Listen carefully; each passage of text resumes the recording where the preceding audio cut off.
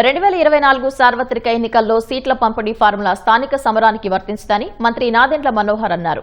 అప్పట్లో రాష్ట్ర ప్రయోజనాల కోసం పవన్ కళ్యాణ్ ఒక అడుగు వెనక్కి తగ్గారని, ఇప్పుడు పరిస్థితిని బట్టి ముందుకు వెళ్తామని స్పష్టం చేశారు. పార్టీల బలాబలాల ఆధారంగా సీట్ల పంపిణీ ఉంటుందన్నారు. క్షేత్రస్థాయిలో కష్టపడిన వారందరికీ స్థానిక ఎన్నికల్లో ప్రాధాన్యం ఇస్తామని చెప్పారు. ఎన్డీఏ సమన్వయ కమిటీ సమావేశాలు ఇప్పటికే మొదలయ్యాయని, అన్ని అంశాలపై చర్చించి నిర్ణయం తీసుకుంటామని మనోహర్ వెల్లడించారు. రోజుల్లో స్థానిక సంస్థల ఎన్నికలు కూడా సిద్ధమవుతా ఉన్నాం. ఈ కోణం నుంచి మనం చూసినప్పుడు ప్రతి ఒక్కరికి ఒక అవకాశం కల్పించే విధంగా, ఎక్కడైతే స్థానికంగా నాయకత్వం ఉందో ఆ నాయకత్వాన్ని బలోపేతం చేసే విధంగా ఇక్కడ ఒక మాట మాత్రమే మీ దృష్టికి తీసుకొస్తున్నాను. ఎందుకంటే ఉదయం నుంచి చాలామంది నన్ను ఫోన్లు చేసి అడిగారు, ఒక పత్రికా వార్తలు వచ్చినాయని. వివిధ మాధ్యమాల్లో కానివ్వండి, పత్రికల్లో వచ్చిన విషయం కానివ్వండి, పవన్ కళ్యాణ్ గారు రాష్ట్ర ప్రజలను దృష్టిలో పెట్టుకుని సార్వత్రిక ఎన్నికలప్పుడు అవసరమైతే మనం తగ్గుదాం, ఏ ప్రాంతంలో మన అభ్యర్థులు ఉన్నారో పార్లమెంట్లో కానివ్వండి, శాసనసభలో కానివ్వండి, వాళ్ళందరికీ కూడా పోటీ చేసే అవకాశం ప్రతి ఒక్కరికి ఈ సందర్భంలో కల్పించలేకపోతామేమో. కానీ రాబోయే రోజుల్లో పార్టీని బలోపేతం చేసుకుంటూ ముందుకెళ్దాం.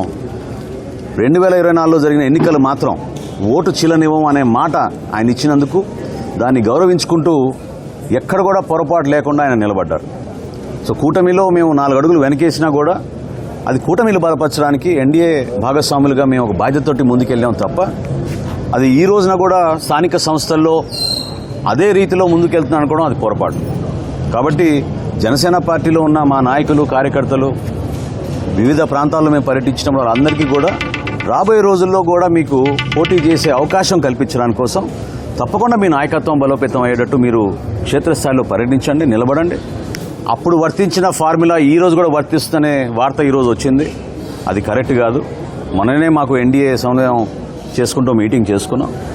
సో రాబోయే రోజుల్లో మన బలబలాలని బట్టి, మన నాయకత్వాన్ని బట్టి, ఏ మున్సిపాలిటీలో, ఏ జిల్లాలో ఎక్కడ మనకి నాయకత్వం బాగా ఉందో వివిధ పార్టీలని సమన్వయపరుచుకుంటూ Telugu Desam party, Janasena party, Bharatiya Janata party 3 కూడా ఒక బాధ్యతతోటి క్షేత్రస్థాయిలో నిలబడిన నాయకత్వాన్ని గౌరవించుకుంటూ వాళ్ళకి అవకాశాలు కల్పించుకుంటూ తీసుకెళ్లాల్సిన అవసరం ఖచ్చితంగా ఉంటుంది.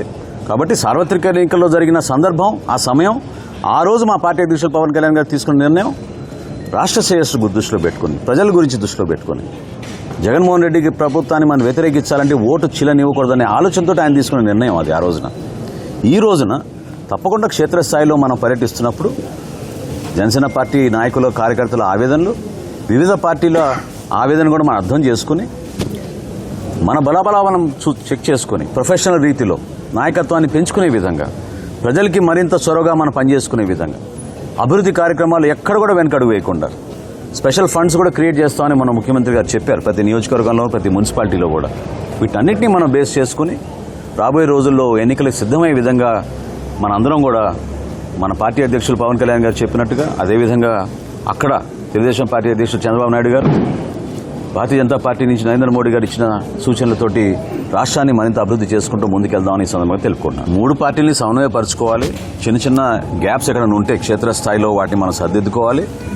నాయకత్వాన్ని పెంచే విధంగా పర్టికులర్గా యువతకు, మహిళలకు మనం ప్రాధాన్యత ఇచ్చుకుంటూ క్షేత్రస్థాయిలో కష్టపడి పనిచేసిన కార్యకర్తగా గౌరవం వచ్చే విధంగా 100% పార్టీలు బాధ్యత అది నిలబెట్టుకోవాలి.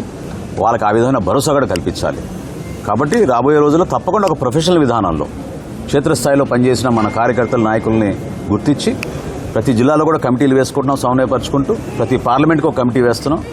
ఆ సమన్వయపరుచుకున్న తర్వాత ఆ వివరాలు బేస్ చేసుకుని ఎవరికి ఎటువంటి పరిస్థితుల్లో మనం ఎవరికి సీట్లు ఇవ్వగలుగుతాం, ఏం చేద్దాం, సెలక్షన్ ఎట్లా ఉంటుందని దానిపైన మేము చర్చించుకుంటాం.